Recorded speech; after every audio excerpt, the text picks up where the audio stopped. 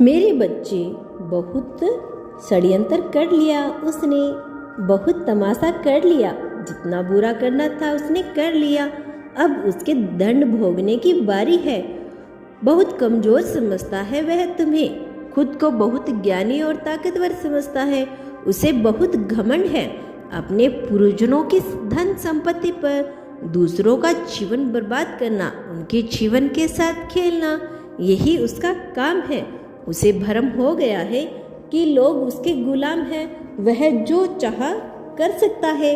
उसके पास इतनी शक्ति है, इतना ज्ञान है कि वह किसी को भी नचा सकता है। परंतु अब उसे यह ज्ञात होगा कि पूरे ब्रह्मांड में उसका अस्तित्व तिनके के समान भी नहीं है।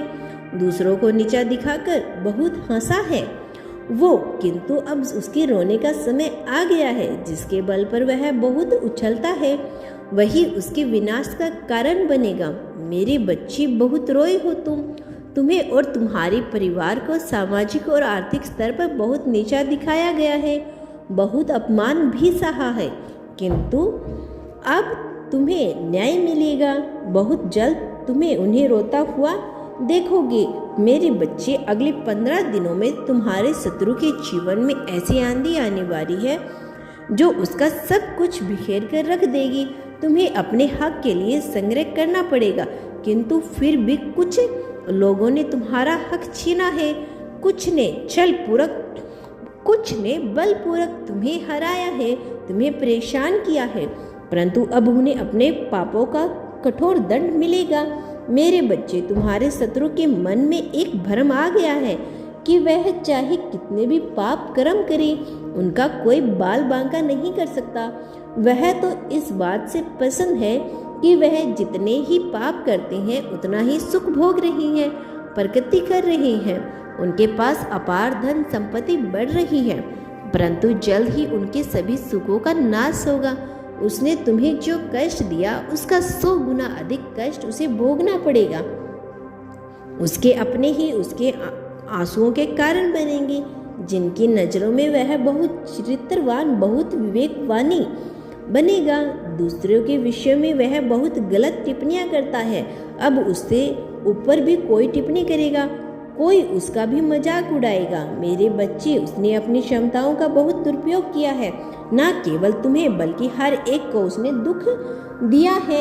यहाँ तक कि उसने अपने परिवारजनों का भी अनादर किया है। हजारों लोगों की बद्दुआ उसके सर पर कहर बनकर टूटने वाली है। मेरे बच्चे, जब भी तुम्हें लोगों ने अनावश्यक ही परेशान किया, तुम पर अंगुली उठाई, तुमने यह सोच समझ कर किया कि मेरा भी समय, तब मैं अपने साथ हुए हर एक अन्याय का हिसाब लूंगा।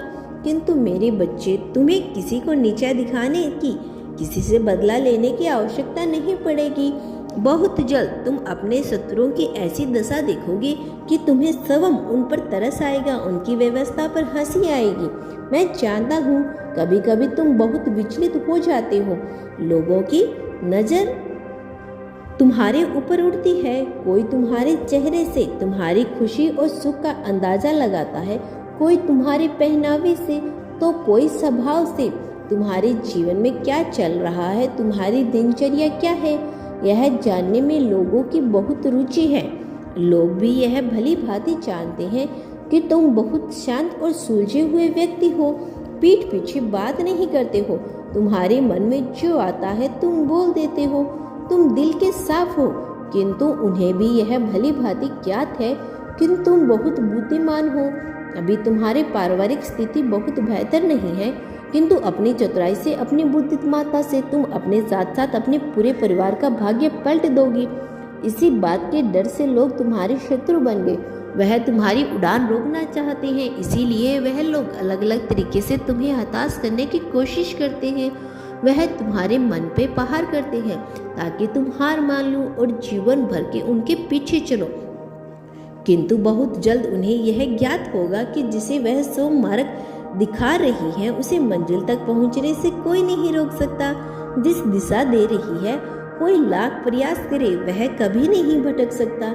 मेरे बच्चे, कोई कुछ भी कहे, तुम परेशान मत होना, कभी रोना मत, क्योंकि उनके विनाश और तुम्हारी प्रगति का समय आ गया है। मेरा आशीर्वाद सदैव तुम्हारे साथ है।